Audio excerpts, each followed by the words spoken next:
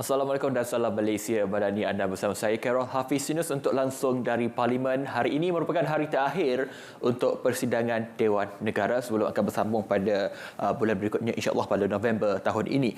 Baik saudara, semalam di Dewan Negara telah pun diluluskan kertas putih kesihatan yang telah pun diluluskan di Dewan Negara semalam dan juga merupakan satu kertas putih untuk mereformasi sistem kesihatan untuk tempoh 15 tahun akan datang. Itu yang menjadi tumpuan di Dewan Negara semalam. Hari ini yang menjadi tumpuan di Dewan Negara pada hari Selasa 27 Jun 2023 bermula waktu ini untuk persidangan kali ini. Antara fokus yang akan diberi perhatian hari ini adalah Pelan Pembangunan Pendidikan Malaysia PPPM 2013 hingga 2025 berkenaan dengan penggunaan MRT di Putrajaya, berkenaan dengan penarikan status Pulau Bebas Cukai di wilayah Persekutuan Labuan dan juga berkenaan dengan sistem pengurusan sisa pepejal. Baik, kita mulakan soalan pertama bagi pertanyaan bagi jawab lisan, iaitu Tuan Jaziri Alkaf Abdillah Sufian akan bertanya kepada Menteri Pendidikan. Ini berkenaan dengan PPPM 2013-2025, iaitu menyatakan apakah perancangan kementerian seterusnya selepas Pelan Pembangunan Pendidikan Malaysia ataupun PPPM 2013-2025 yang akan berakhir tidak lama lagi. Ini bermakna kurang lebih 2 tahun sahaja lagi PPPM ini akan berakhir. Seterusnya, Datuk Muhammad Isyamuddin bin Yahya akan bertanya berkenaan MRT kepada Menteri Pengangkutan, iaitu MRT Putrajaya yang menelan belanja lebih 30 bilion ringgit yang mana kesesakan di Jalan Putrajaya terutamanya ke Kuala Lumpur masih lagi sesak walaupun MRT laluan Putrajaya telah pun tersedia.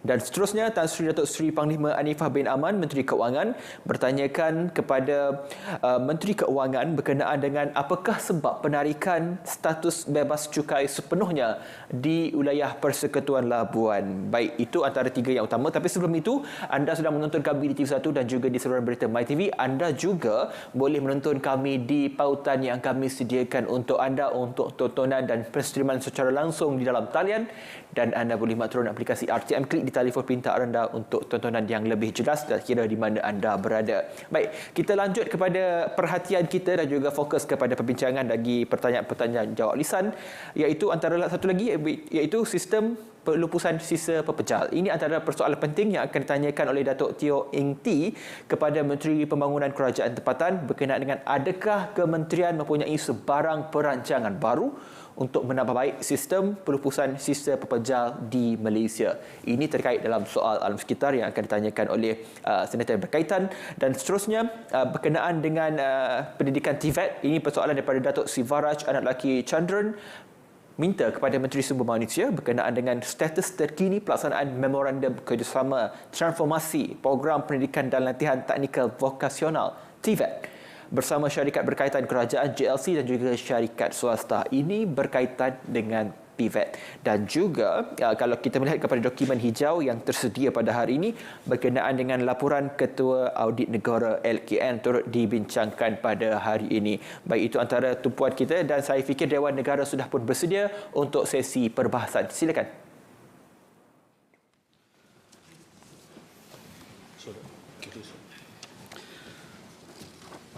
Usul di bawah Peraturan Mesyuarat 11.1 oleh seorang Menteri. Okey, Menteri. Tuan Yang di-Pertua, saya mohon mencadangkan walau apapun peruntukan Peraturan Mesyuarat 11, Majlis Dewan Negara pada hari ini akan bersidang sehingga selesai urusan yang ditetapkan di dalam aturan urusan mesyuarat pada hari ini, dan selepas itu Majlis Mesyuarat akan ditangguhkan ke satu tarikh yang tidak ditetapkan. Ada sesiapa menyokong? Tuan Ketua, saya menyokong. Terima kasih. Ahli Yang Berhormat, sekarang saya kemukakan masalah kepada majlis untuk diputuskan. Masalahnya adalah usul seperti yang dikemukakan oleh Yang Berhormat Menteri tadi, hendaklah disetujukan. Ahli Yang Berhormat yang bersetuju kata bersetuju. Setuju. Yang tidak, lebih suara setuju. Usul disetujukan. Pertanyaan-pertanyaan bagi jawab lisan. Silakan Yang Berhormat Senator Tuan Jaziri Alkaf Abdillah Sufian. Assalamualaikum Datuk Timbalan Yang di-Pertua. Soalan saya nombor 1. Menteri. Terima kasih Datuk Tuan Yang Pertua dan juga Yang Berhormat yang bertanya. Bagi soalan ini Yang Berhormat, Kementerian Pendidikan Malaysia komited membangunkan sistem pendidikan dalam mencapai aspirasi negara Malaysia. Sehubungan dengan itu, KPM telah melaksanakan transformasi pendidikan melalui Pelan Pembangunan Pendidikan Malaysia 2013-2025 yang menggariskan 5 aspirasi sistem, iaitu akses, kualiti, ekuiti, perpaduan dan kecekapan untuk mencapai aspirasi murid yang berikut, iaitu pengetahuan, kemahiran berfikir, kemahiran memimpin, kemahiran dwibahasa, etika dan kerohanian dan identiti nasional. Bagi memulakan jawapan ini, Tuan Yang Pertua, saya ingin berkongsikan landscape apa yang telah pun kita capai setakat ini melalui pelan pembangunan ini. Pertama, pelan ini telah menunjukkan pencapaian positif seperti peningkatan enrolment khususnya di peringkat menengah atas yang telah meningkat daripada 77.96% kepada 89.97% pada tahun 2022. Manakala enrolment murid dalam aliran TVET telah meningkat daripada 4.6% kepada 6.66% dan peningkatan bagi murid berkeperluan khas turut meningkat daripada 9.6% kepada 83.47% pada tahun 2022. Dalam konteks yang lain, kita melihat juga bahawa pelan pembangunan ini juga menumpukan dari segi kualiti guru. KPM telah memberi tumpuan dalam 3 aspek, iaitu pemantapan pra-perkhidmatan dan dalam perkhidmatan, pemarkasaan profesionalisme dan kelestarian kesejahteraan guru. Profesionalisme guru diperkasa melalui pembangunan profesionalisme berterusan guru supaya kompeten dan kekal bermotivasi dalam menjalankan tugas. Untuk makluman yang berhormat juga, pelan ini sedang berada dalam gelombang ketiga yang menjurus kepada kecemerlangan melalui peningkatan keluasan operasi terkait dengan aspek tadbir urus sekolah, kepimpinan, inovasi dan autonomi pendidikan. Justru itu, falsafah pendidikan kebangsaan kekal menjadi teras pertimbangan dalam rangka dan menentukan hala tuju pendidikan Malaysia. Untuk makluman ahli yang berhormat, KPM akan terus memberikan tumpuan kepada pembangunan latihan kompetensi guru serta kebolehpasaran individu dalam bidang pekerjaan dalam dan luar negara. Justru itu, KPM akan mencadangkan kerangka pendidikan menyeluruh yang akan mengambil kira bukan sahaja faktor global tapi juga dasar dalam pembentukan karakter warga negara. KPM kini sedang menilai pencapaian pelan ini dan juga telah memulakan perancangan libat urus sindikasi dengan pemegang taruh dalam membangunkan pelan pendidikan baru. KPM menubuhkan sebuah pasukan petugas khas yang akan menerajui perancangan, hala tuju dan pembangunan pelan pendidikan baru. Perancangan ini akan menjadikan pendidikan manusiawi ke arah Malaysia Madani, termasuk menjadikan anak yang baik lagi cerdik dan pembentukan karamah insaniah serta pendidikan karakter sebagai tunjang dalam kesinambungan kepada pelan pendidikan Malaysia. Terima kasih. Terima kasih. Soalan tambahan Tuan Jaziri. Soalan tambahan, terima kasih YB Menteri. YB Menteri ada menyentuh pasal pembangunan dan latihan guru. Saya rasa guru adalah salah satu driving force, if you like, sebagai pembentukan watak atau pembangunan pelajar itu sendiri. Soalan saya yang berhormat, kita melihat terkini 200 tak silap saya atau 222 guru yang enggan menerima tawaran ke Sarawak. So kalau kita lihat 200, lebih kurang 200 tenaga pengajar guru, katalah satu Soalan kelas. lagi. Satu kelasnya 30. So maksudnya 230 itu 6,000 pelajar yang tak mendapat pengajaran yang they deserve. So apakah perancangan kerajaan untuk supaya dalam rancangan masa hadapan ini tidak berlaku, terutamanya di Sabah dan Sarawak? Terima kasih. YB Menteri. Terima kasih Yang Berhormat. Saya ucapkan terima kasih di atas keprihatinan Yang Berhormat tentang persoalan tentang penempatan guru ini. Yang Berhormat, untuk makluman Yang Berhormat, terdahulu sebelum berlakunya isu-isu ini, kita telah pun melakukan pelbagai intervensi dan meyakinkan bahawa guru-guru bahawa penempatan ini adalah penempatan yang mereka perlu hadir berdasarkan kepada komitmen kerja mereka. Itu yang pertama. Yang kedua, Yang Berhormat, bagi memastikan bahawa isu-isu seperti ini tidak lagi berlaku, kita juga dalam proses dan sedang melaksanakan intervensi. Salah satunya adalah memastikan anak-anak tempatan Sabah dan Sarawak itu sendiri yang diberikan peluang untuk menjadi guru dan menempatkan mereka di kawasan-kawasan di dalam negeri tersebut. Jadi dengan intervensi yang telah dilakukan dan juga dengan proses memastikan bahawa kebajikan mereka ini menjadi keutamaan, jadi isu-isu seperti ini dapat kita tangani daripada awal. Terima kasih Yang Berhormat. Soalan tambahan saya. Datuk. Terima kasih Yang di-Pertua. Ya. Kelemahan dalam mutu pengguruan merupakan antara faktor menyumbang kepada kegagalan dalam penyampaian pendidikan di sekolah. Soalan saya, apakah dasar berfokus yang sedang dirangka bagi memperkasakan pembangunan pendidikan dalam aspek pengguruan dan bagaimana dasar yang direncanakan tersebut berupaya mereformasi budaya pendidikan di sekolah, khususnya dalam mengimbangi pembangunan akademik, sukan serta kemahiran hidup.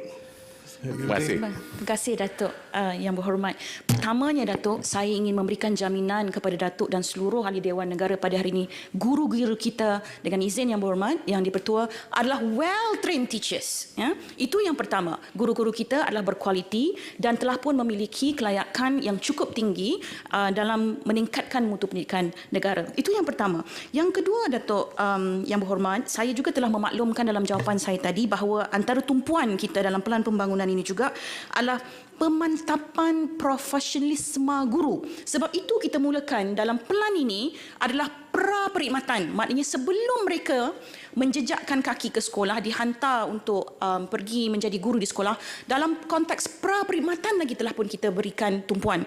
Kemudian dalam konteks pemerkasaan dan kelestarian kesejahteraan mereka ini, kita melihat dari segi pelan-pelan pembangunan profesionalisme mereka. Inilah peranan-peranan yang ada, sebab itu kita ada sektor pelan pembangunan khas untuk perguruan sahaja.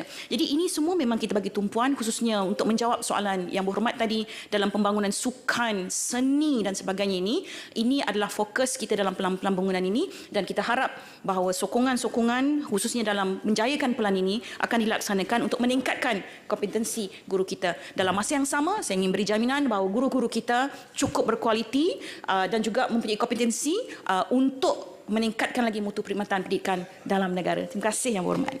Soalan tambahan. Soalan. Tak, saya hari nak bagi banyak orang kemukakan soalan. Jadi terus saya menjemput Datuk Muhammad Isamuddin Meir Yahya untuk mengemukakan soalan. Datuk Yang di-Pertua, soalan saya nombor 2. Bagi Menteri. Salam sejahtera, salam Malaysia Madani. Terlebih dahulu saya ingin mengambil kesempatan ini untuk merakamkan ucapan setinggi-tinggi tahniah kepada Yang Berhormat Datuk yang dilantik sebagai timbalan Yang di-Pertua Dewan Negara. Semoga pelantikan Yang Berhormat Datuk dapat membantu untuk memperkasakan institusi Dewan Negara. Tuan Pertua, secara keseluruhan, jumlah penumpang yang menggunakan perkhidmatan Rapid Rail termasuk laluan Ampang, laluan Keranajaya, laluan Monorail, laluan MRT Kajang dan MRT Putrajaya telah mencatatkan peningkatan yang ketara sejak Januari 2023. Pada bulan Jun 2023, purata perjalanan penumpang untuk hari bekerja adalah seramai 746,000 berbanding 613,000 pada bulan Januari 2023. Untuk makluman Yang Berhormat, perkhidmatan MRT laluan Putrajaya MRT 2 telah bermula dengan pembukaan fasa 1 iaitu dari stesen Kuasa Damansara ke stesen Kampung Batu pada 16 Jun 2022. Diikuti dengan fasa 2 pada 16 Mac 2023 yang lalu. Berdasarkan pemantauan kementerian, purata perjalanan penumpang harian telah meningkat sebanyak 305% iaitu daripada 23 perjalanan penumpang dalam fasa 1 kepada 93,000 perjalanan penumpang sehari dalam fasa 2. Komitmen kerajaan untuk menggalakkan penggunaan MRT2 dibuktikan melalui usaha Rapid Care untuk menyediakan perkhidmatan bas perantara di sekitar Putrajaya yang melibatkan 5 laluan, termasuklah laluan dari stesen MRT Putrajaya Central ke Presin 10, 16, 4, 11 dan AE8. Purata perjalanan penumpang harian yang direkodkan bagi 5 laluan daripada bulan Mac 2023 sehingga 25 Jun 2023 adalah sejumlah 706 perjalanan penumpang dan dijangka akan terus meningkat berdasarkan trend penumpang pada masa kini. Purata perjalanan penumpang harian bagi keseluruhan bas perantara bagi MRT laluan Putrajaya bagi tempoh yang sama ialah 7,959. Menjelang suku tahun keempat 2023, bilangan penumpang dijangka terus meningkat dengan pertambahan train-train baru yang akan beroperasi di laluan Keranajaya dan penyiapan penuh kerja membaik pulih struktur retak di laluan Ampang. Kementerian Pengangkutan melalui prasarana akan terus menambah baik perkhidmatan pengangkutan awam dan membuat peraburan dalam infrastruktur rel dan bas mengikut keperluan demi menggalakkan peralihan ke mod pengangkutan awam yang lebih selesa, lebih selamat dan rendah karbon. Selain daripada itu, pas perjalanan tanpa had My50 bagi perkhidmatan rel dan bas di Lembah Kelang juga akan diteruskan sebagai salah satu usaha kerajaan untuk menggalakkan penggunaan pengangkutan awam. Terima kasih. Soalan tambahan. Soalan tambahan saya, adakah kerajaan perpaduan pada hari ini akan menyiapkan pembinaan projek monorail bagi mengurangkan kesesakan jalan di Putrajaya memandangkan timbalan Perdana Menteri dan Menteri Kewangan waktu perancangannya telah menjadi Perdana Menteri pada hari ini? Wakil Menteri. Tuan Ketua, untuk makluman yang berhormat, setakat ini kita belum ada perancangan untuk menghidupkan semula laluan monorail di Putrajaya. Memang ada kajian pernah dibuat. Yang pertamanya, monorail di Putrajaya itu telah pun terbengkalai sejak sekian lama.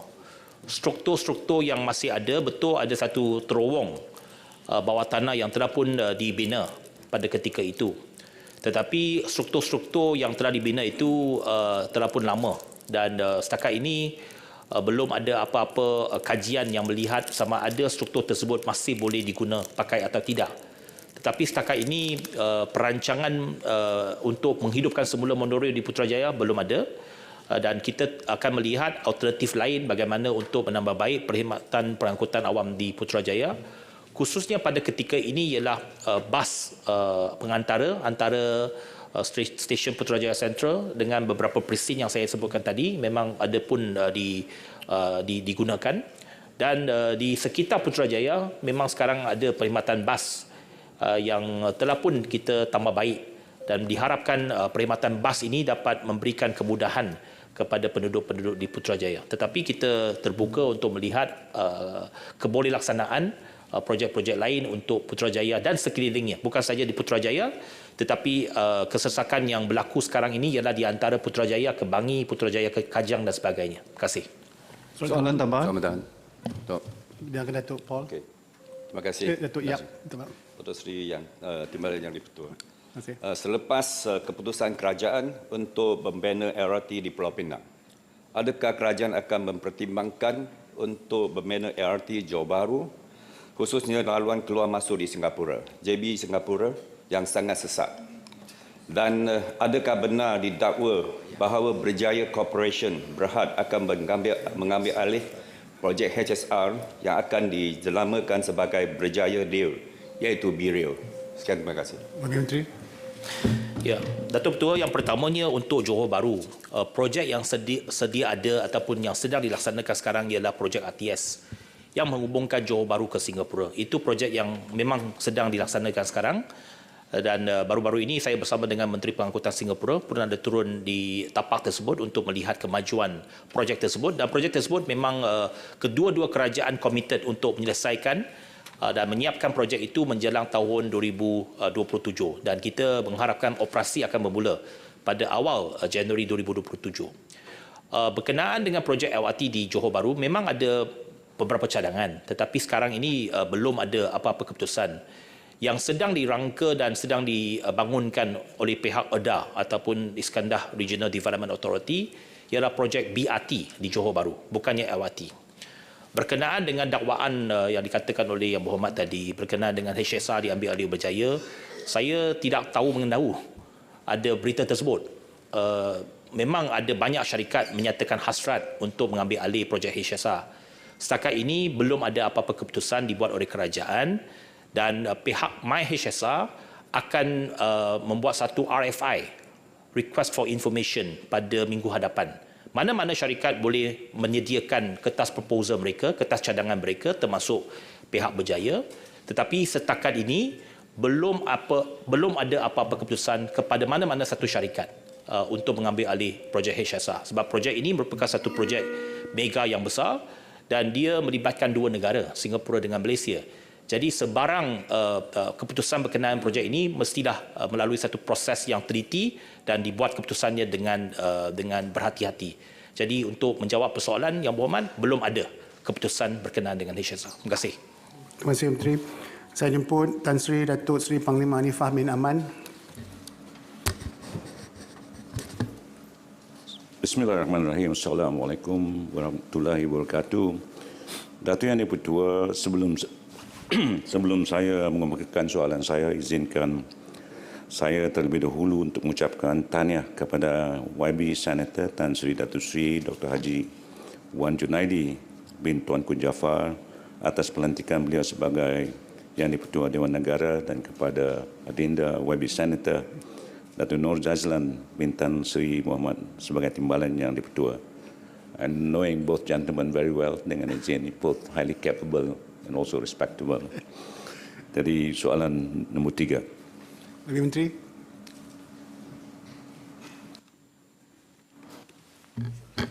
Terima kasih Datuk Yang di-Pertua dan terima kasih Tan Sri Senator atas soalan tadi. Untuk makluman Dewan Yang Mulia ini, Labuan telah diisytiharkan sebagai Pulau Bebas Cukai bermula 1 September 1956 melalui perwataan Ordinan Kastam Pindaan No. 2 1956. Pengisytiharan Pulau Bebas Cukai Labuan ini adalah salah satu usaha kerajaan untuk menggalakkan industri perdagangan dan pelancongan dengan memberikan kemudahan bebas cukai ke atas barangan atau perkhidmatan tertentu di pulau tersebut.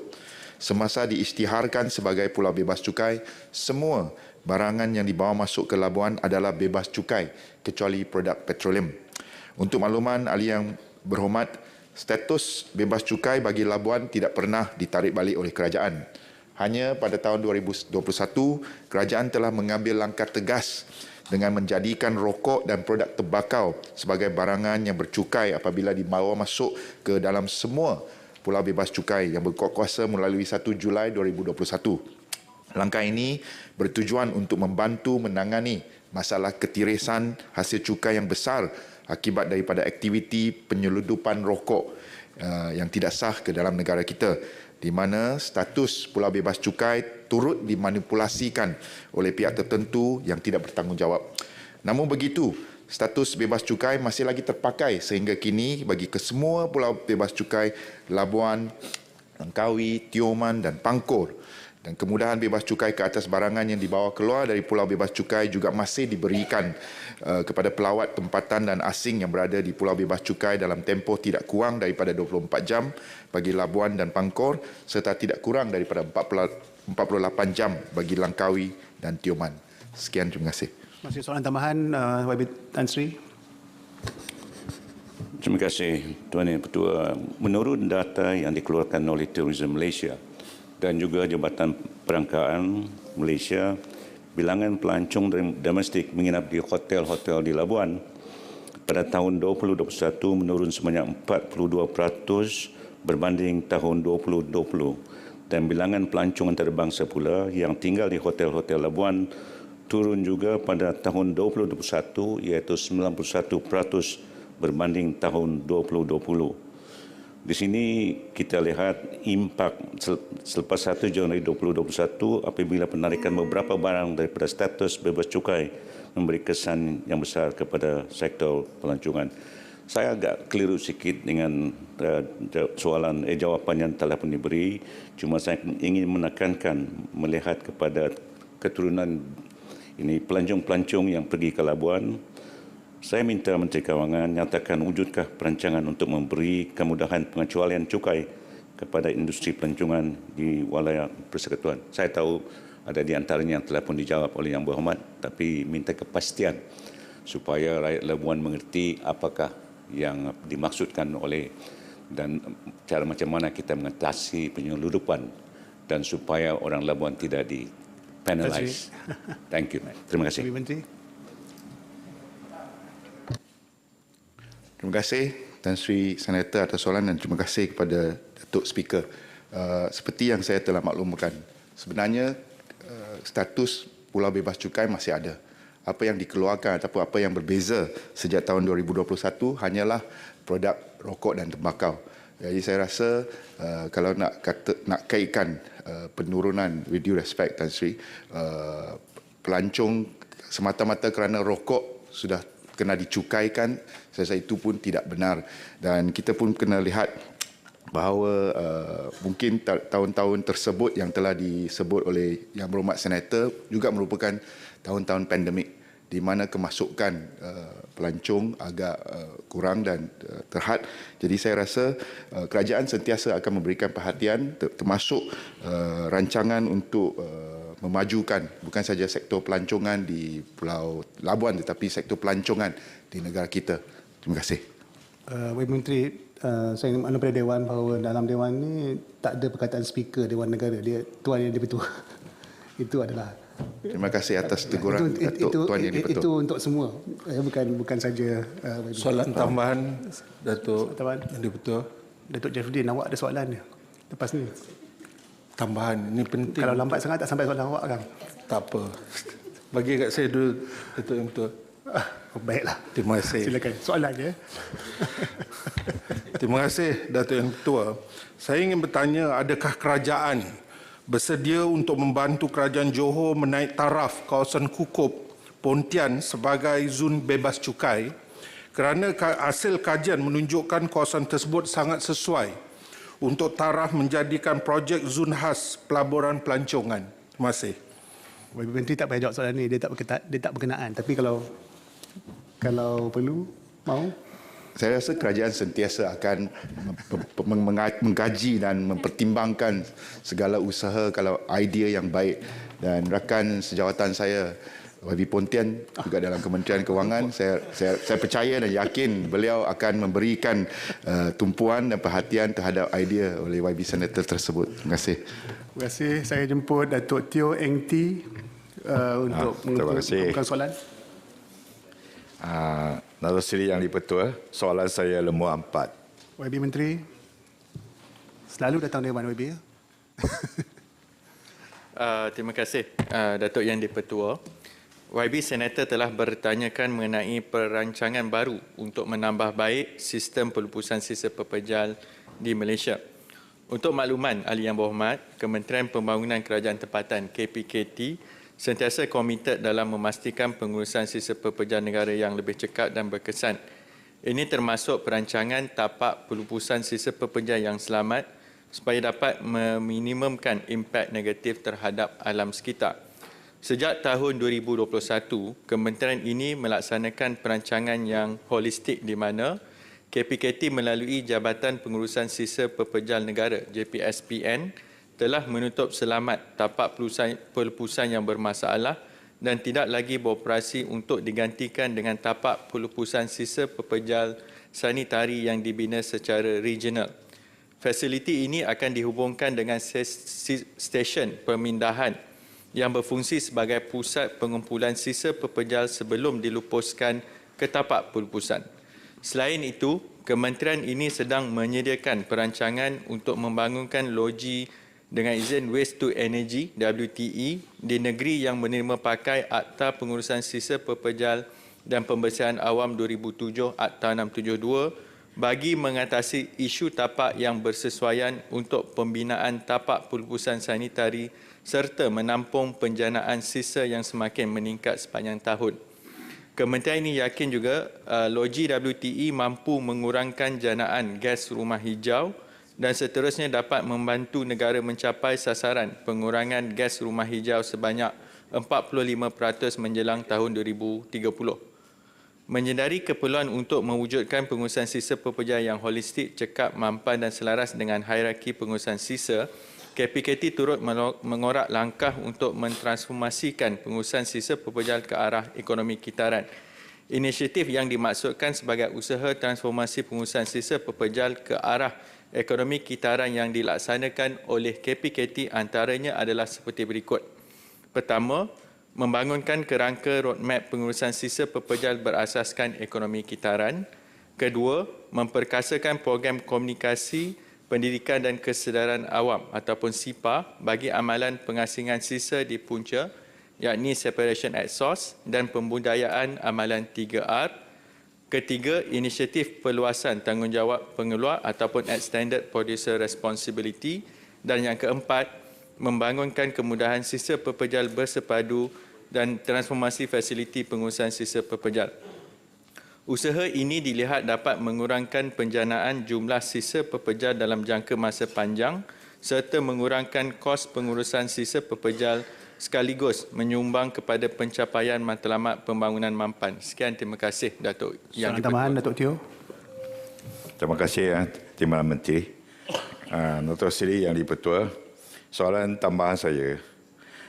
Saya difaham bahawa tapak pelupusan sampah di negeri Johor seperti di Pekan Nanah, Puan Tien dan Jumaruang sudah mencapai maksimum penggunaan tanah. Apakah rancangan baru kementerian terhadap masalah ini? Yang kedua, tahniah dan sabar diucapkan kepada Yang Berhormat Menteri Pembangunan Kerajaan Tempatan kerana berjaya turun padang pimpin kaki tangan mengutip 90 tan ronggokan sampah daripada 88 blok rumah pangsa pada satu hari di Taman Tun Aminah Skudai Johor Bahru.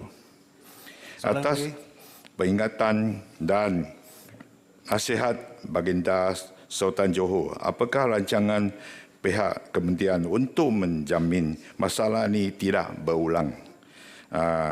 Lagi sedangkan isu ini adalah berkaitan dengan penggagalan pengutipan iuran pengurusan rumah pangsa. Thank you. Wakil Menteri.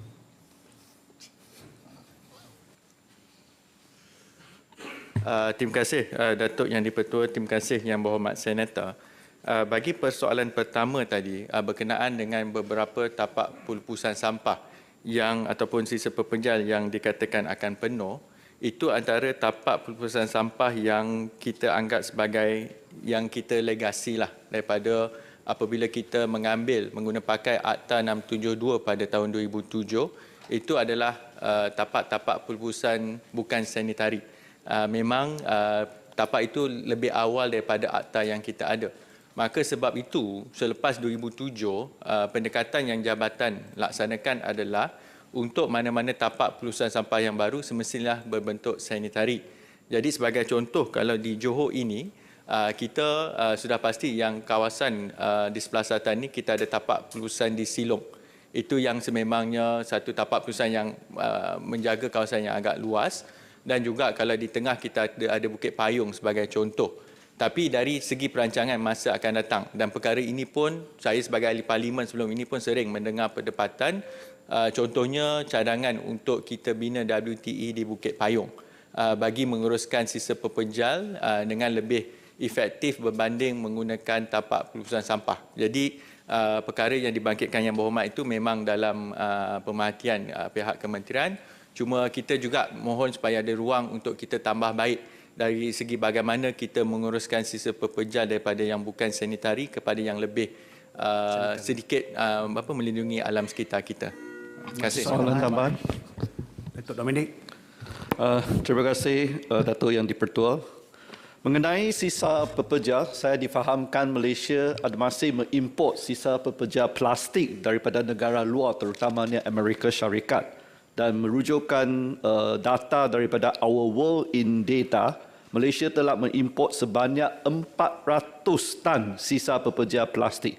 Yang ini satu amount yang sangat signifikan. Soalan saya kepada Timbalan Menteri ialah, apakah tindakan yang telah diambilkan oleh perancang bandar bagi memastikan penduduk-penduduk tidak terkesan oleh tapak pelupusan ini, sisa pepeja plastik. Juga memohon kongsikan secara bertulis statistik mengenai penduduk yang sedang tinggal berhampiran tampak pelupusan sampah. Terima kasih. Bagi Menteri. Terima kasih kepada Yang Berhormat. Berkaitan dengan persoalan yang pertama itu, dia luar sikit daripada tajuk asal pengurusan tapak pelupusan. Tapi memang saya akan semak untuk sebab perkara itu ialah bagi saya, kalau saya secara peribadi memang biarlah kita menguruskan sisa pepeja ini lebih holistik dan juga melihat kepada kesan jangka panjang. Cuma pada masa yang sama, bila Yang Berhormat sebut persoalan mengenai apabila kita ingin membuka tapak pelupusan yang baru ataupun cadangan WTE, bagaimana prosesnya untuk mengelakkan sebagai contoh bantahan daripada penduduk. Jadi sebab itu bila kita tekankan, kalau dulu bila non-sanitary landfill ini, perkara itu mungkin tidak dititik beratkan sebagai contoh. Kalau untuk sanitary ini kita kena pastikan bahawa dia ada environmental impact assessment ataupun EIA untuk mengesahkan sama ada perkara itu mengambil kira pandangan ataupun keperluan melindungi, ada kemampanan di situlah. Jadi kalau ikut akta sebenarnya memang perkara itu ada syarat dia. Contohnya, yang ini saya pun kena semak balik, contohnya jarak dengan kawasan perumahan terdekat itu dia punya buffer zone. Tetapi apabila ada pandangan daripada penduduk, sebab kita tahu juga perkara bila kita sebut sisa pepejal ni, kalau boleh semua tak nak di belakang rumah kita lah, not at our backyard. Tetapi dari segi kesesuaian masyarakat itu juga perkara yang disebutkan oleh Yang Berhormat itu memang diambil pertimbangan dalam perancangan kita untuk mengenal pasti tapak-tapak sama ada pelupusan sampah maupun rancangan yang lebih panjang untuk lokasi WTE itu. Terima kasih Datuk Yang di-Pertua. Terima kasih. Saya jemput Datuk John Ambrose. Terima kasih Datuk Seri Tuan di-Pertua. Saya mengucapkan tahniah kepada Tuan di-Pertua. Soalan saya nombor 6. Minta maaf. Saya minta maaf, saya Datuk Sivaraj, saya alpa tadi. Nanti saya akan kembali pada Datuk Sivaraj ya. Patutnya soalan Datuk Sivaraj nombor 5. Sekarang saya minta hari terakhir. Sekarang saya minta YB Menteri untuk menjawab soalan Datuk John Ambrose tadi, Menteri Kesihatan. Dan tepati masa ya, YB Menteri. Ya, terima maaf Yang di-Pertua. Terima kasih kepada Yang Berhormat Senator Datuk John Ambrose berkenaan tentang isu keganasan rumah tangga di klinik kesihatan. Statistik kes keganasan rumah tangga dan penderaan bagi mereka yang mendapat rawatan di One Stop Crisis Center (OSCC) di fasilitis hospital kerajaan yang direkodkan adalah 6,576 bagi tahun 2020. 5,698 pada tahun 2021 dan 6,476 pada tahun 2022. Bagi kes keganasan rumah tangga ini, ada yang dirujuk daripada klinik kesihatan untuk mendapat rawatan dan penilaian lanjut di OSCC Facilities Hospital Kerajaan. Bagi soalan yang kedua, KKM telah mengambil langkah bagi meningkatkan tenaga kerja dalam bidang kesihatan mental khususnya di sektor kesihatan primer dengan menambah penempatan 200 kaunselor secara kontrak. Kaunselor kontrak ini telah ditempatkan di 138 pejabat kesihatan daerah bagi memberikan perkhidmatan secara berjadual di 831 klinik kesihatan di seluruh negara. Selain itu, latihan secara berkala telah dilaksanakan bagi meningkatkan kemahiran anggota kesihatan primer seperti pakar perubatan keluarga, pegawai perubatan dan paramedik berkaitan bantuan awal psikologi, pengendalian kes-kes kesihatan mental dan pengendalian krisis kesihatan mental sewaktu wabak dan bencana. Sekian, terima kasih. Terima kasih. Buat soalan tambahan. Dr. Linggo Sharon. Minta maaf Datuk John Ambrose. Lepas ni Datuk Linggo Sharon. Okey. Soalan tambahan saya ialah terima kasih Timbalan Menteri. Mohon pihak kementerian nyatakan apakah tindakan pihak kementerian khususnya dalam menguatkan undang-undang dalam membendung aktiviti keganasan rumah tangga yang semakin membimbangkan ini. Ibu Menteri.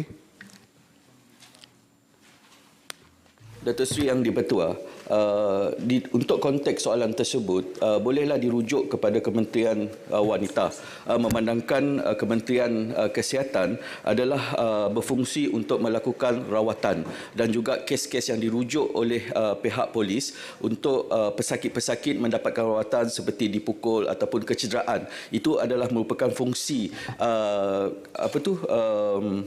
kes-kes keganasan rumah tangga yang dirujukkan kepada fasilitis kerajaan, dan juga antara contoh-contoh kecederaan yang dirawat adalah seperti kecederaan fizikal, seksual dan juga psikologikal yang dirujuk di OSCC yang terdapat di hospital-hospital. Itu jawapan daripada saya. Ya, Menteri Wanita ada soalan tambahan. Saya jumpa Dr. Ling Shodan. Soalan tambahan. Dr. Ling Shodan. Dia dah bangun tadi. Minta maaf, Abi. Adakah KKM berancang untuk menempatkan pakar psikiatrik di sektor kesihatan primer? Jikalau ya, apakah strategi KKM untuk mengatasi kekurangan pakar dalam bidang ini disebabkan oleh bilangan pakar psikiatrik adalah kurang di sektor awam? Terima kasih. Menteri. Kita mengakui bahawa kedudukan dan juga penjawatan pegawai psikiatris di fasilitis KKM adalah berkurang dan masih belum lagi mencapai tahap yang optimum. Walaupun demikian, kerajaan telah menempatkan hampir 2,642 pegawai-pegawai bagi anggota kesihatan di kesihatan primer untuk mendapatkan latihan asas. Sebagai contoh, kita memperkenalkan look, listen and link kepada pegawai-pegawai para medik, pegawai-pegawai perubatan pakar kesihatan awam supaya mereka dapat mengenal pasti sains-sains dengan izin pesakit mental ini, dan juga kita telah menempatkan hampir 200 kaunselor secara kontrak, dan juga pegawai-pegawai ini akan tamat kontrak, dan juga saya berharap agar Kementerian Kewangan dapat meluluskan peruntukan dan juga meluluskan penyambungan kontrak bagi pegawai-pegawai kaunselor ini, memandangkan saya ingin berkongsi sedikit maklumat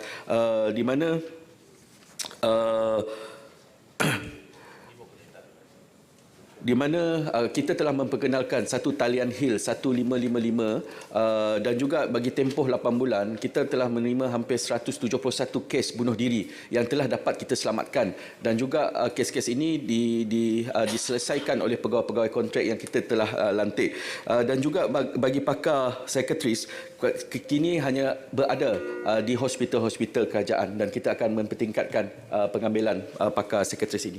Sekarang ni saya jemput Datuk Sivaraj Anak Lagi Chandran. Minta maaf dari YB ya. It's okay. Salam sejahtera, Datuk Yang di-Pertua. Soalan saya soalan nombor 5. YB Menteri. Terima kasih. Bismillahirrahmanirrahim. Assalamualaikum warahmatullahi wabarakatuh. Dan salam Malaysia Madani. Terima kasih atas keprihatinan yang Hormat Senator Datuk Yang di-Pertua, sejajar dengan kepentingan penglibatan industri dalam pelaksanaan program TVET, Kementerian kini giat meneroka peluang kerjasama melibatkan syarikat berkaitan kerajaan dan syarikat swasta. Sebagai permulaan, 10 memorandum kerjasama seperti yang telah diputuskan oleh Mesyuarat Majlis TVET Negara Bilangan 1 2023 telah dimeterai pada 16 Mac 2023 untuk membuka akses kepada industri terlibat dalam pelaksanaan program TVET merentasi 12 buah kementerian. Menerusi memorandum kerjasama ini, program perkongsian kepakaran dan penawaran program peningkatan kemahiran telah mula ditawarkan oleh pihak industri yang terlibat untuk dimanfaatkan oleh pelajar dan tenaga pengajar TVET. Penglibatan dan sumbangan secara lebih aktif oleh syarikat-syarikat ini akan dibincang dan direalisasikan menerusi sesi libat urus yang sedang dijalankan dari masa ke semasa. Selain itu, jalinan kerjasama turut dilakukan secara spesifik antara institusi TVET dengan pihak industri dalam usaha mewujudkan ekosistem latihan berpacukan keperluan industri. Skop kerjasama adalah menjurus kepada pembangunan kurikulum dan bahan latihan, sumbangan dan perkongsian peralatan serta kemudahan khidmat kepakaran dan pembiayaan program latihan. Berdasarkan rekod daripada 5 tahun yang lepas sehingga 31 Mei 2023, terdapat 920 kerjasama yang terjalin melalui pelbagai platform seperti surat hasrat, nota kerjasama dan memorandum kesepahaman merangkumi 12 kementerian. Datuk Yang Dipertua, secara umumnya banyak pelbagai cabaran telah kita kenal pasti. Yang pertamanya, pihak industri menekankan manfaat atau keberhasilan yang bakal mereka perolehi menerusi jalinan kerjasama ini. Elemen ini merupakan satu cabaran penting yang perlu diperjelaskan sebelum industri terlibat dalam pelaksanaan program. Yang keduanya, wujud kebimbangan di kalangan industri tentang halangan faktor kewangan dan kekangan masa yang mungkin wujud pada masa hadapan. Dan yang ketiga, dalam konteks tadbir urus pula yang merangkumi elemen kepimpinan, komitmen, kepercayaan dan koordinasi turut mempengaruhi sesebuah industri untuk terlibat dalam kerjasama pelaksanaan program TVET ini. Berdasarkan siri perbincangan yang diadakan sebelum memuktamadkan kerjasama, wujud kerisauan berkaitan beban pentadbiran yang perlu dihadapi di pihak industri melalui pemeteraian sebarang bentuk kerjasama. Sekian, terima kasih. Soalan tambahan, Datuk Sivaraj. Datuk Yang Dipertua, bagaimanakah penyedia perkhidmatan latihan swasta dapat memainkan peranan yang lebih besar untuk membantu syarikat berkaitan kerajaan JLC dan syarikat swasta yang terlibat untuk menjayakan pelaksanaan inisiatif-inisiatif di bawah Memorandum Kerjasama Transformasi Program Pendidikan dan Latihan Teknikal dan Vocational (TVET), mengambil kira kepakaran atau kapasiti untuk menjalankan latihan kemahiran.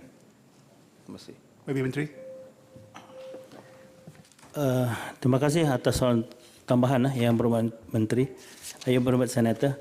Sebenarnya ini melibatkan semua institusi TVET. Untuk makluman, dalam 12 kementerian ini yang terlibat, institusi TVET yang terlibat sebanyak 1,344. Dan ini juga meliputi institusi TVET swasta sebanyak 652. Jadi kepakaran yang kita peroleh kerjasama di antara syarikat-syarikat yang setakat ini baru 10 syarikat yang menandatangani MOC ini juga akan memberi impak kepada penyedia latihan swasta, TVET swasta. Dan untuk makluman juga, kita akan melaksanakan memorandum kerjasama industri ini sebab sasaran kita adalah 50 untuk tahun ini. Buat masa ini baru 10 memorandum kerjasama dan insya-Allah kita akan dapat selebihnya itu akan sehingga hujung tahun ini. Okey, terima kasih. Soalan tambahan. Tuan Manulan. Okey, terima kasih Datuk Yang Dipertua. Soalan tambahan saya adalah berkenaan dengan latihan TVET ini memang satu yang baik ya, dibandingkan terutama kepada pelajar yang cicir daripada segi akademik. Dan soalan saya yang berhormat Timbalan Menteri, sekarang kita tahu baru-baru ini seramai 30,000 pelajar SPM yang tidak mengambil peperiksaan SPM. Apakah langkah-langkah kementerian untuk menjejaki pelajar-pelajar ini? Dan yang kedua, kita tahu ramai juga pelajar-pelajar SPM lepasan SPM pada tahun-tahun lepas ini yang tidak dapat menyertai TVET ini kerana disebabkan oleh tidak ada promosi ataupun ramai pelajar-pelajar khususnya di luar bandar dan orang asli yang tidak dapat memohon. Jadi apakah peranan kementerian? Terima kasih. YB Menteri. Terima kasih Yang Hormat Senator.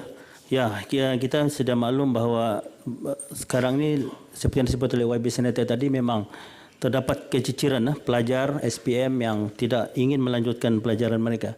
Dan ini telah menjadi isu khas penting di dalam perbincangan di Kamar Khas pada sesi parlimen yang lepas. Antara intervensi yang cuba dibuat ialah pertamanya kita buat rebranding dengan izin kepada latihan TVET ini. Dan kita mahu supaya pelajar-pelajar ini terutama ibu bapa mengetahui bahawa dengan mereka mendapat latihan dalam institusi TVET ini, keboleh pasarnya amat tinggi. Ini yang kadang-kadang tidak diketahui oleh ramai keluarga ataupun pelajar-pelajar yang di luar sana. Tapi kita ingin maklumkan bahawa keboleh pasaran institusi TVET ini amat tinggi, melebihi 90%. Dan ini perlu kita war-warkan kepada pelajar-pelajar kita di luar sana. Dan saya pikir kementerian-kementerian lain pun sedang mengadakan intervensi, terutama Kementerian Pendidikan. Dan di peringkat KSM kita adakan pelbagai program-program untuk memberi kesedaran kepada pelajar di peringkat universiti dan juga di peringkat menengah untuk mereka lebih didedahkan lebih awal kepada pendidikan TVET ini. Jadi kita harap mereka juga akan dapat terdedah dan juga akan meminati pendidikan TVET ini apabila mereka melangkah lebih jauh dalam pendidikan mereka. Okey, sekian, terima kasih. Terima kasih YB Menteri. YB Menteri Pengangkutan, saya mohon maaf bahawa penyoal tidak berada dalam Dewan pada waktu ini. Jadi saya ingin menjemput soalan nombor 8 Datuk Jeffrey Din untuk mengemukakan soalan. Minta maaf Menteri Jawab ada tapi penyoal tak ada. Mungkin dia ada prioriti lain kot dekat pilihan raya ni. Datuk Jeffrey Din. Terima kasih Datuk Yang di-Pertua. Sorong papan tarik papan, soalan saya nombor 8. Saya jemput YB Menteri. Terima kasih Datuk Seri Bertua. Sorong papan tarik papan, buah keranji dalam perahu. Datuk Jeffrey Din tanya saya soalan, saya akan bagi tahu. Datuk Bertua, berkenaan dengan 5 Langkawi International Maritime and Aerospace punya exhibition ini memang diadakan telah lama di Langkawi. Dia bermula pada tahun 1991. Edisi yang ke-16 tahun ini, dan dia merupakan pertunjukan ataupun pameran aeroangkasa dan maritim yang bersekali, yang terbesar dan malah terbesar dalam dunia. Tidak ada tempat lain, Datuk Pertua, di mana ada pertunjukan maritim dan aeroangkasa bersekali. Dia selalunya kalau aeroangkasa saja. Kalau maritim saja. Macam Farnborough, macam Paris Air Show yang sedang berlangsung sekarang dan tempat-tempat lain. Tetapi uniknya di Malaysia ni, Datuk Pertua, kita buat bersekali. Dan tempat yang paling sesuai adalah di Langkawi. Kerana kita mempunyai lapangan terbang dan kawasan lapang untuk menjadi tempat letak kapal terbang ketenteraan statik. Kerana 5 baru-baru ini, Datuk Pertua, kita ada lebih 100 biji kapal terbang untuk air display, aerobatik dan juga untuk statik kapal terbang ketenteraan, komersial dan juga private jet. Jadi kita memerlukan kawasan yang amat sesuai. Dan kita tak boleh letak pula di kawasan di mana lapangan terbang itu lapangan terbang yang sibuk, kita terpaksa menutup ruang udara. Kerana untuk pertunjukan aerobatik, kita akan tutup lebih kurang 4 jam ruang udara kita, no flying zone pada ketika itu. Dia akan mengganggu lalu lintas penerbangan awam, betul-betul.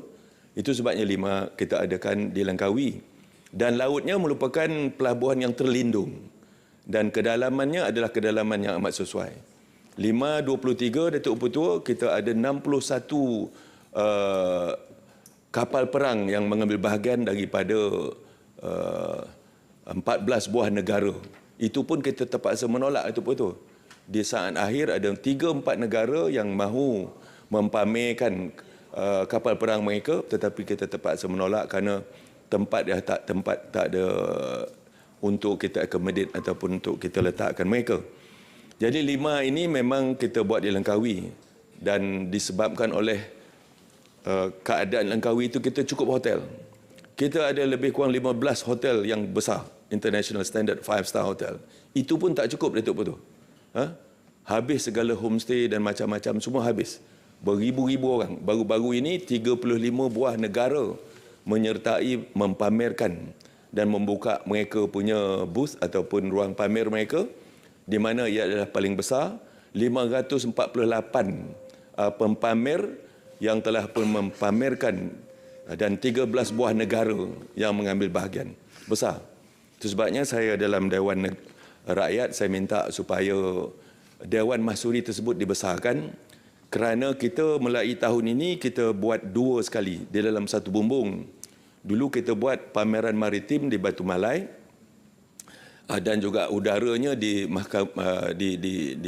Mahsuri International Exhibition Centre, MIEC. Tetapi kerana teknologi telah berubah dan udara dan juga maritim, terutamanya sistem komunikasi telah pun ada persamaan, dan kita tidak mahu menyusahkan pengunjung-pengunjung nak pergi ke tempat yang berlainan. Jadi ruang di LADA ataupun di MIEC itu sebut perlu dibesarkan, Datuk Betul. Jadi 5 ni dah menjadi household name, dah menjadi nama antarabangsa. 5. Kalau nak buat di Kukup pun boleh dipertimbangkan, tapi jadi Kemah susah pula nanti. Ya? Wah, tawaran tu. Jadi Datuk Betul, eloklah 5 itu kita kekalkan di situ kerana kesesuaian tempat, lapangan terbang dekat dan tempat memparkir kapal terbang statik dan juga tempat parking untuk aerobatic show tim kita. Terbanyak kali ini 5 biji.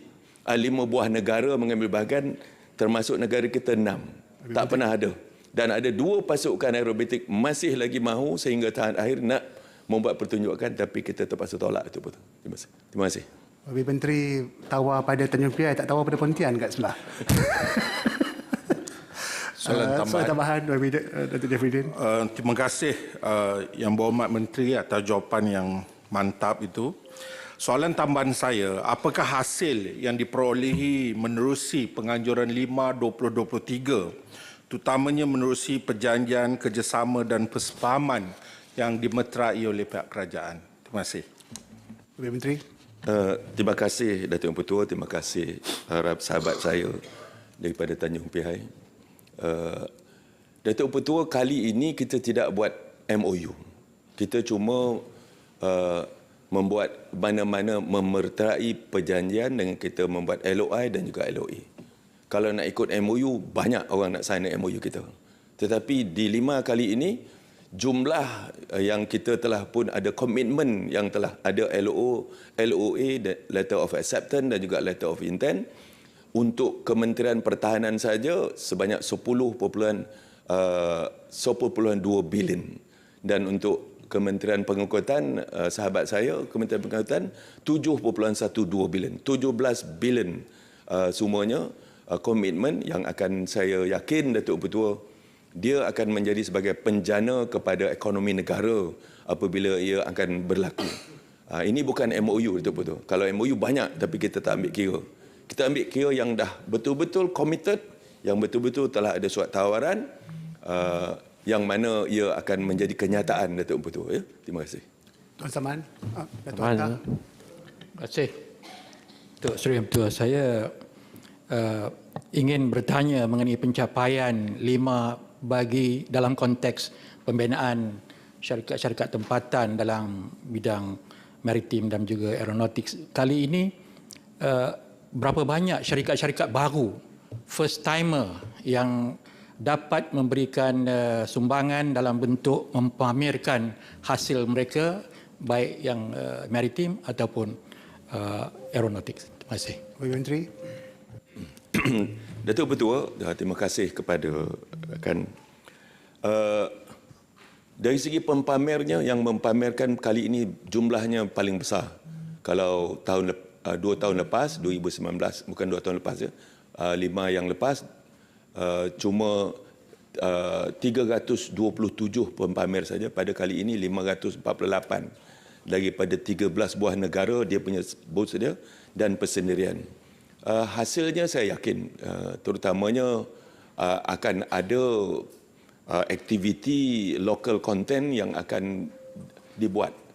Macam umpamanya Datuk Ketua, kita menandatangani pembelian LCA FA50 ya, daripada Korea. Kita sedang meneliti program offset dan juga ICP yang mana kita mahu supaya aktiviti MRO, maintenance, repair and overhaul mesti diadakan di negara kita.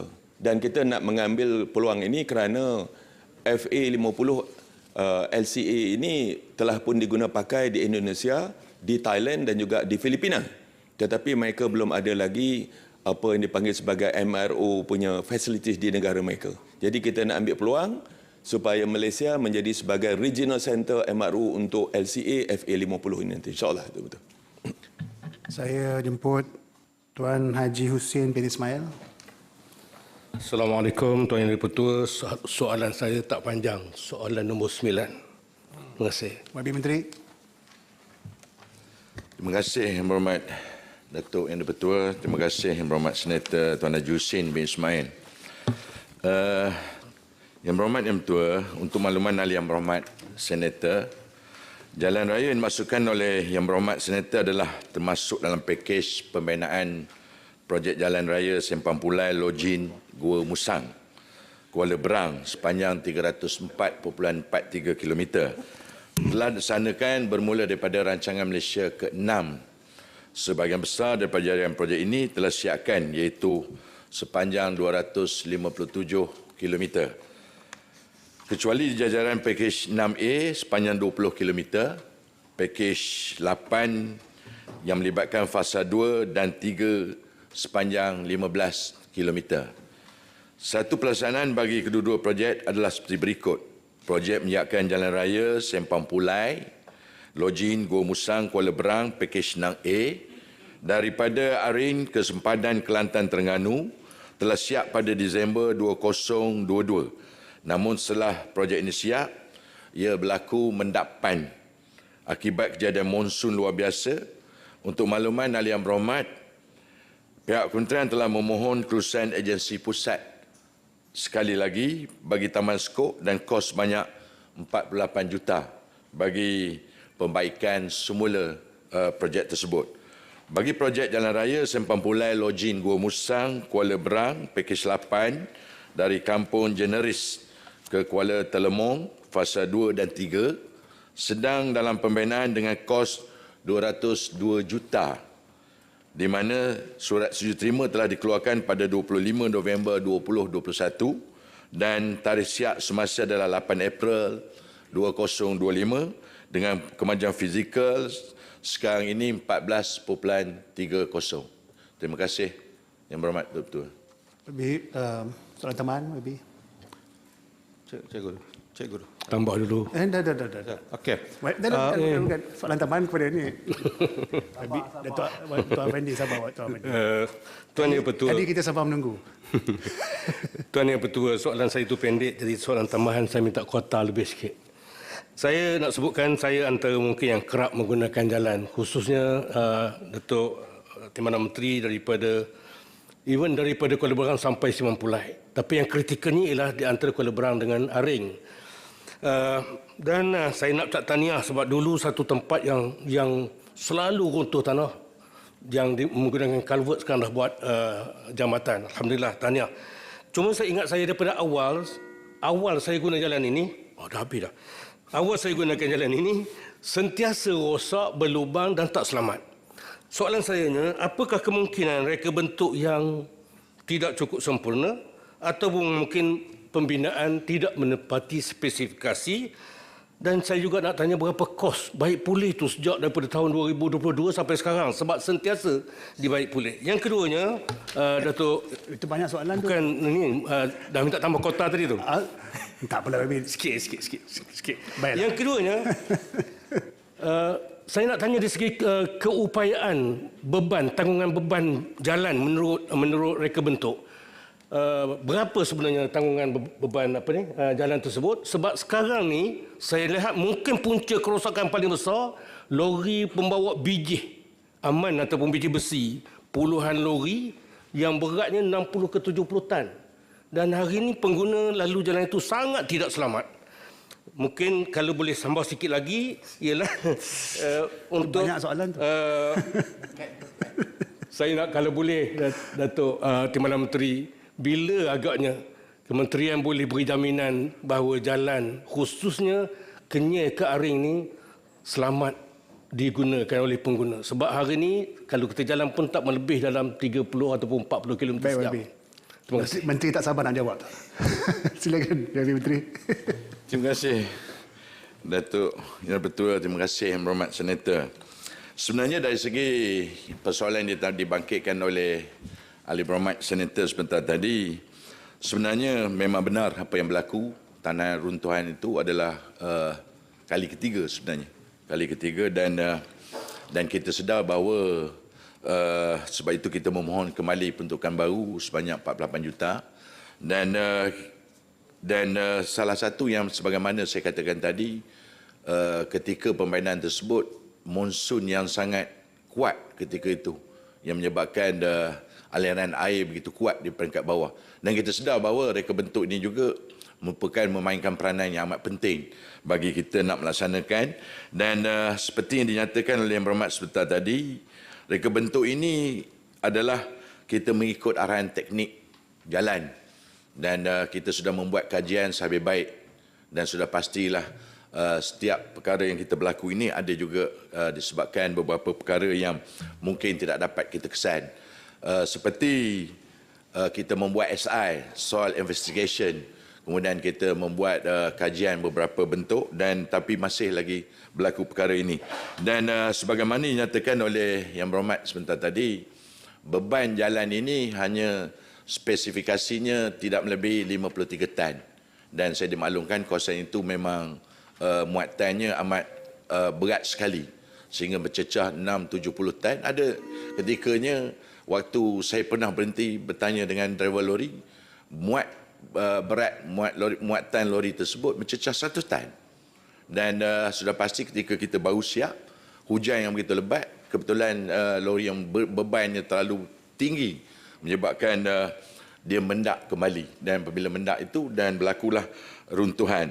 Dan dari segi kos yang dibangkitkan oleh Yang Berhormat sebentar tadi, kalau kosan yang dinyatakan 48 juta, kita mohon kos tambahan. Tetapi kalau keseluruhan, saya tidak dapat menjawab secara detail dan insya-Allah saya bagi secara bertulis keseluruhan detail sepanjang 304 km. Itu keseluruhan. Dan kita bagi secara detail yang di mana kawasan-kawasan yang perlu pembaikan kembali. Dan saya percaya peranan semua pihak pun amat penting. Sebagaimana saya nyatakan dalam Yang Berhormat Datuk Yang Dipertua, saya juga berkata dalam Dewan Rakyat bahawa kekerapan operasi untuk memastikan bebanan ini mesti juga dilakukan oleh MOT, Ministry of Transport, untuk kerjasama yang erat antara kita semua. Terima kasih Yang Berhormat Ketua. Terima kasih. Muhammad Raja Effendi, soalan tambahan. Soalan ganti, ini soalan ganti. Terima kasih. Datuk Seri Timbalan Dipertua. Yang Berhormat Menteri, penting jalan ni. Pasal nak pergi Kuala Lipis, orang Terengganu nak pergi Kuala Lipis, dia kena siap cepat jalan ni. Timbalan Menteri kena tahu tu. Jadi macam ni. Sekarang ni saya pun antara pengguna yang kerap menggunakan jalan ni. Cuma saya tengok monsun luar biasa sekali berlaku. Itu kita tahu sekali. Tapi isu je, jalan daripada sempadan Terengganu, Kelantan ke Aring tu masih lama ada isu ni. Tertunggak ni. Kalau boleh, soalan saya, bila kita orang Kelantan, orang Terengganu boleh menikmati janji sebenar daripada janji program sebenar, bila agak-agaknya? Tahun bila dijangkakan oleh Yang Berhormat Menteri? Daripada sempadan Kelantan dengan ke jalan besar Kuala Krai, Kuala Musang. Terima kasih Yang Berhormat Ketua. Terima kasih Yang Berhormat sahabat saya yang menanyakan soalan sebentar tadi. Saya memang arif betul jalan yang dimaksudkan oleh Yang Berhormat. Secara kebetulannya, sebagaimana saya nyatakan tadi, kita dah mohon 48 juta dan janji saya tidak boleh. Sebab kita menunggu kelulusan daripada Pontian dah lari pula. Tadi patut saya boleh cakap menunggu daripada kelulusan daripada Pontian untuk MOF dapat kelulusan. Dan insyaAllah kita akan bina secepat mungkin. Saya kalau boleh nak siapkan cepat jalan tu sebab saya kerap berulang daripada Lipis ke Terengganu, tambah pula PRN dah dekat. Saya terpaksa pergi ke sana. Maka sudah pasti saya nakkan siap jalan tersebut dengan segera. Tapi inilah kita sedang menunggu secara betul ni kita sedang menunggu RN 48 juta untuk kita baiki semula mendapan tersebut. Terima kasih Datuk Yang Betul. Saya jemput Baby Tuan Amir bin Muhammad Ghazali. Terima kasih Datuk Yang Dipertua. Soalan saya nombor 10. Baby Menteri. Terima kasih Yang Berhormat Senator. Terima kasih Tuan Dipertua. Saya nak ambil peluang ini ucapkan tahniah kepada Yang Berhormat Senator Tan Sri Datuk Dr. Wan Junaidi sebagai Tuan Dipertua yang dilantik baru ini dan juga Yang Berhormat Senator Datuk Seri Nur Jazlan sebagai Timbalan Petua. Very well deserved dengan izin. Ya. Terima kasih. Tuan Di-Pertua, Kementerian Pembangunan Wanita, Keluarga dan Masyarakat ataupun KPWKM amat memandang serius apa saja isu yang membawa kepada kepincangan sosial dalam kalangan remaja seperti pergaulan tanpa batas serta hubungan seks luar nikah ini. Ini kerana masalah ini boleh mendorong kepada masalah sosial yang lebih besar seperti penyakit jangkitan seksual dan paling menyedihkan serta mengundang kemarahan kita semua adalah kes pembuangan bayi. Berdasarkan statistik yang diperolehi daripada Polis Diraja Malaysia, kes pembuangan bayi yang direkodkan dari tahun 2020 hingga 2022 adalah sebanyak 256 kes. Di pihak kementerian kami pula, kami sedaya upaya melaksanakan pelbagai inisiatif advokasi dan kesedaran bagi memupuk keprihatinan di kalangan masyarakat terhadap kesihatan reproduktif melalui agensi di bawah saliaan KPWKM iaitu Lembaga Penduduk dan Pembangunan Keluarga Negara LPPKN. Usaha ini adalah untuk membantu orang awam khususnya remaja untuk mengelakkan diri mereka daripada terjerumus ke kancah masalah sosial seperti mengandung di luar nikah dan sebagainya. Dalam hal ini, LPPKN telah melancarkan dasar dan pelan tindakan pendidikan kesihatan reproduktif dan sosial atau kami namakan PERKERTI yang telah dibangunkan sejak tahun 2009 dan telah dikemaskini pada tahun 2022.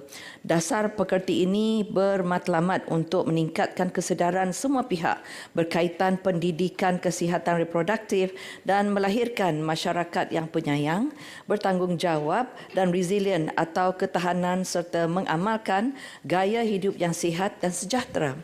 Di bawah pelan tindakan ini juga, pembangunan kemahiran kesihatan reproduktif yang sihat dan selamat ditekankan sama ada melalui pendidikan formal di sekolah atau tidak formal di luar sekolah.